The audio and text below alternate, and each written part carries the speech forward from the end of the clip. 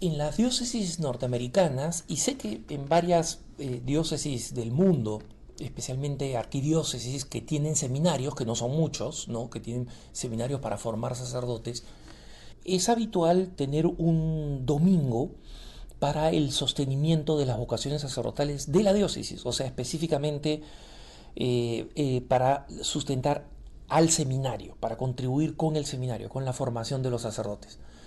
Y esta colecta que se hace en toda la arquidiócesis de Denver, Denver tiene dos seminarios, no tiene uno, tiene dos seminarios, tiene el seminario teológico arquidiocesano San Juan María Vianney, que fue creado por el arzobispo Chaput no muchos años atrás, en base a un seminario en el local de un seminario antiguo que había sido de los vicentinos, ¿no? Que se había llamado Santo Tomás de Aquino. Y este nuevo seminario es un seminario muy bonito, en un edificio antiguo, muy bello, modernizado por el interior, que es mi construcción ideal, una construcción antigua, respetada en su arquitectura, pero por dentro con las cosas necesarias para vivir una vida moderna, y sobre todo en un lugar donde las temperaturas son muy extremas, ¿no?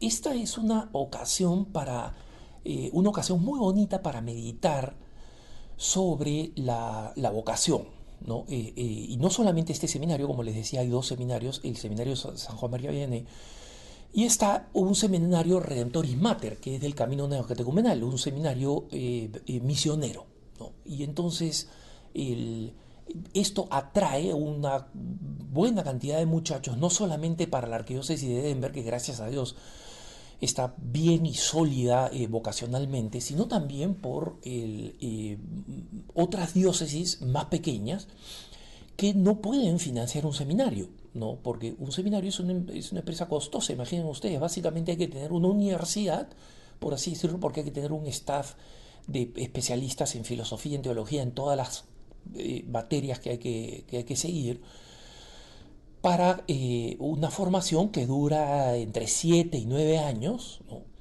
Y que hay que financiar, entonces, y que no puede ser pagada, pues, admitiendo otros estudiantes y convirtiéndolo en una universidad. O sea, tiene el costo de una universidad, pero dedicada a formar solo a ese número limitado de varones llamados al sacerdocio. Entonces, con ocasión de esto, la arquidiócesis hace algo muy bonito. Envía a los seminaristas a presentarse y a explicar por qué es importante que nosotros apoyemos el seminario. Y en mi parroquia tocó a un joven de Dodge City.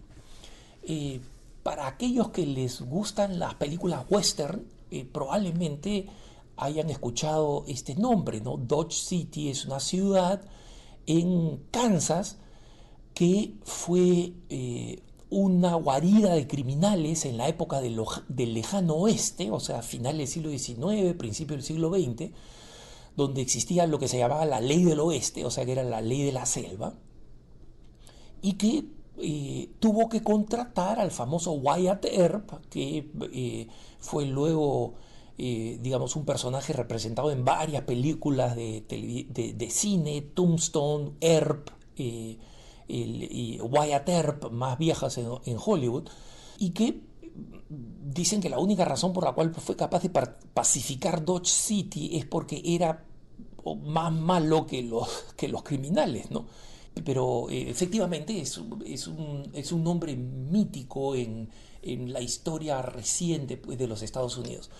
Pero Dodge City en realidad, después de toda esa historia, es básicamente una diócesis rural. Y este seminarista, John, que va a ser sacerdote Dios mediante para Dodge City, para la diócesis de Dodge City, nació de una familia ranchera y era una excepción porque era hijo único. Sus papás no pudieron tener más hijos.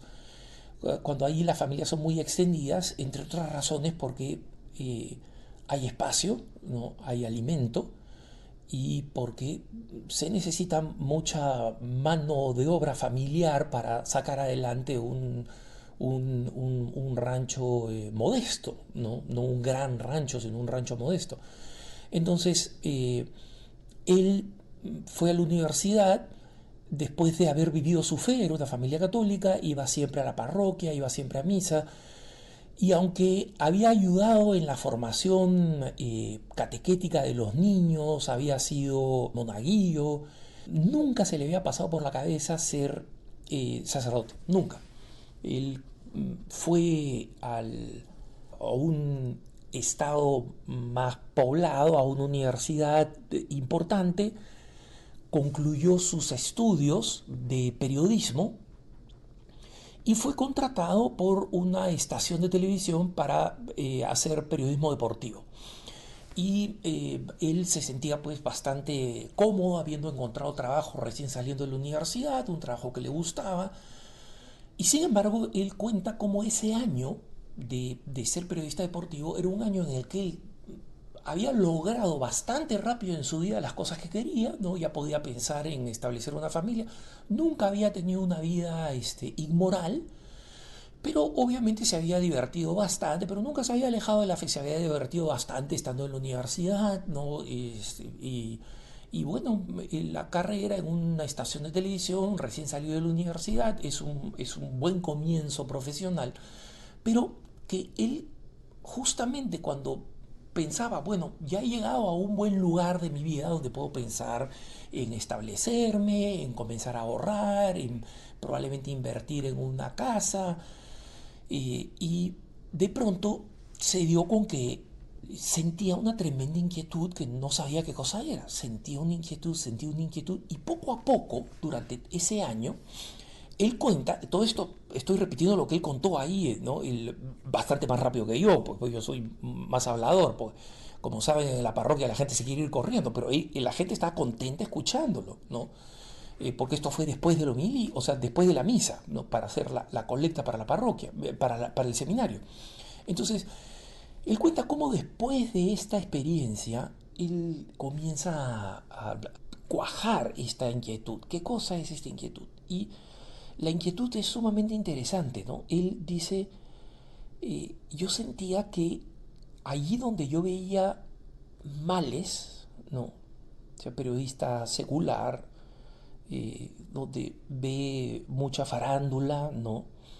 Pero también ve mucho sufrimiento, adicciones, alcoholismo, abandonos, traiciones, mal moral, y yendo de un lugar a otro, obviamente uno ve pues el bello y atractivo y luminoso que puede ser un gran evento deportivo, especialmente en Estados Unidos, y cómo esos lugares están rodeados de personas sin techo, que mendigan.